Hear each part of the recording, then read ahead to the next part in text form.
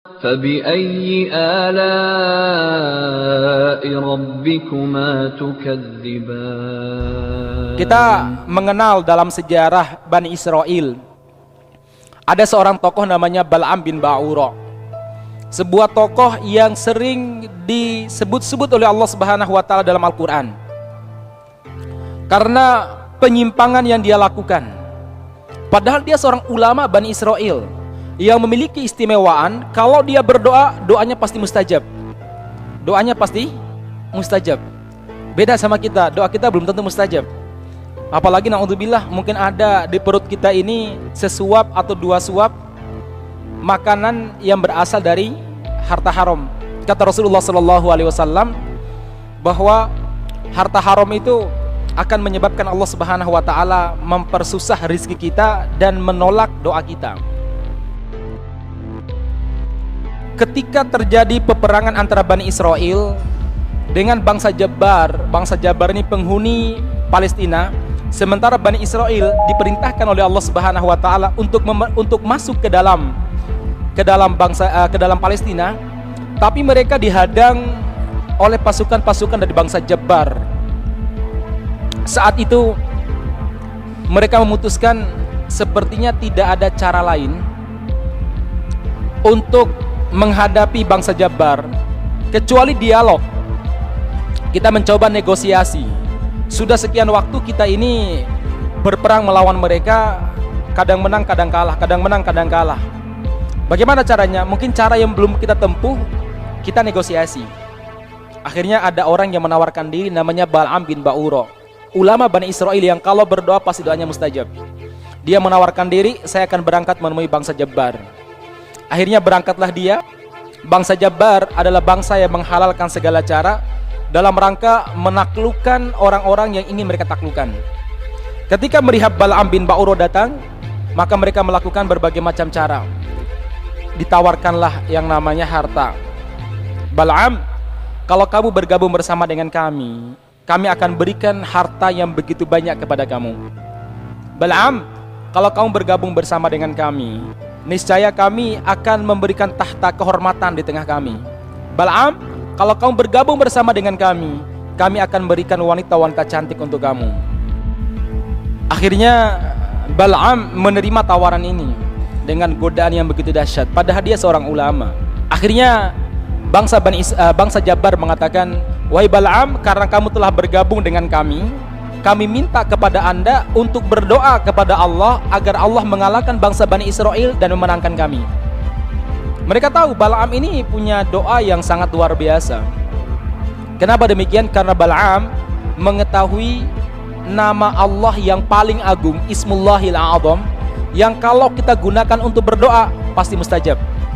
Apa nama Allah Subhanahu wa taala yang paling agung? Para ulama berbeda pendapat. Ada yang mengatakan la ilaha illallah, ada yang mengatakan Allah, ada yang mengatakan Al-Hayyum Al-Qayyum, ada yang mengatakan As-Somad. Makanya ada salah seorang sahabat Nabi Muhammad SAW, suatu waktu beliau ini berdoa di sisi Nabi Muhammad SAW dengan doa menggabungkan nama-nama yang disebutkan tadi. Allahumma inni as'aluka bi anni asyhadu annaka antallah, la ilaha illa anta, al-ahad, as-somad, lam yalid wa lam yulad. Lalu dia berdoa kepada Allah Subhanahu wa taala. Nabi Muhammad sallallahu alaihi wasallam beliau mengatakan, tidaklah seorang hamba berdoa dengan doa tadi, tsumma sa'alallah, kemudian dia meminta kepada Allah Subhanahu wa taala, illa istajabah, pasti Allah Subhanahu wa taala mengistijabahinya. Bal'am bin Ba'ura, lalu dia berdoa kepada Allah Subhanahu wa taala, namun Allah Subhanahu wa taala memberikan keajaiban. Lidahnya dibelokkan oleh Allah Subhanahu wa taala.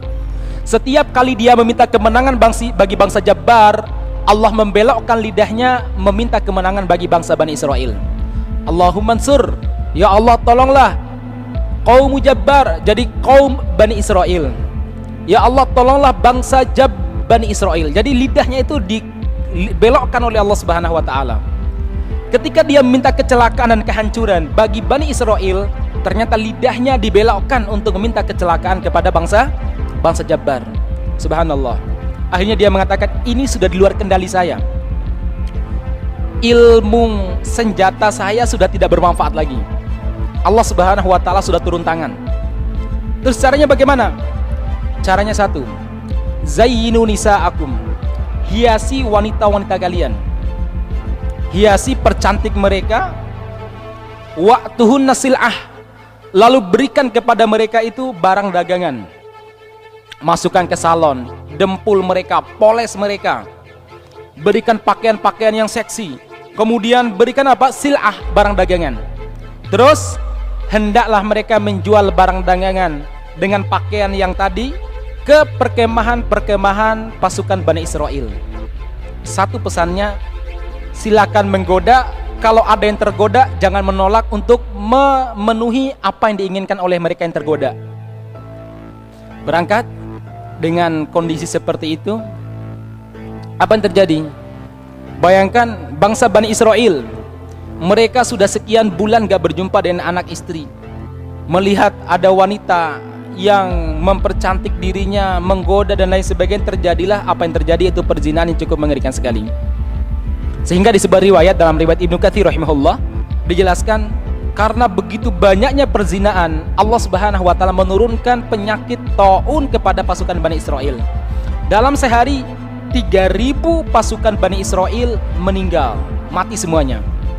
Ini yang membuat mereka yang masih cerdas bertanya-tanya, apa yang membuat pasukan kita hancur? Sementara kita belum pernah dikalahkan seperti ini. Mereka melakukan penelitian, ternyata ini sebabnya karena wanita-wanita bangsa Jabbar yang menawarkan dirinya tadi. Pura-pura berdagang, tapi intinya misinya apa? Bagaimana menggoda iman kaum muslimin. Lalu seorang pemuda yang bernama Fanhas, pemuda yang soleh, pemuda yang sangat taat kepada Allah Subhanahu wa taala, melihat kejadian tersebut, dia kemudian mencari panglimanya. Begitu dia masuk ke tenda panglimanya, dia melihat panglimanya sedang melakukan perzinahan. Lalu dia marah, dia mengambil tombak, keduanya ditusuk seperti sate. Lalu diangkat ke atas langit, dia mengatakan, ya Allah, hakada naf'alu bima ya'sib. Ya Allah, beginilah kami memperlakukan orang yang berbuat maksiat kepadamu. Ya Allah, angkatlah penyakit dari kami ya Allah. Akhirnya apa? Penyakit diangkat oleh Allah Subhanahu wa taala. Sehingga sebagian para ulama mengatakan hikmah dari ini semuanya adalah apa? Dalam menghancurkan umat Islam, orang-orang kafir ketika mereka tidak mampu dengan cara senjata, mereka merusak akhlak. Yang kedua, doa kita akan diterima dan dikabulkan oleh Allah Subhanahu wa taala kalau kita melakukan amar ma'ruf nahi mungkar.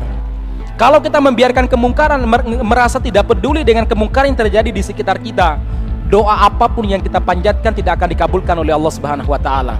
Rasul mengatakan, la ta'murunna bil ma'ruf wa la tanhauna 'anil munkar au tad'ullah wa la yustajabu lakum.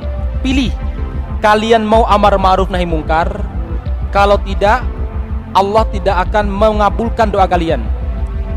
Artinya kalau kalian melakukan amar ma'ruf nahi mungkar, Allah mengabulkan.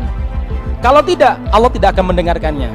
Ya, Fanhas melakukan amar ma'ruf nahi mungkar, menusuk keduanya, diangkat ke langit dan mengatakan, ya Allah, hakada naf'alu bima ya'sik.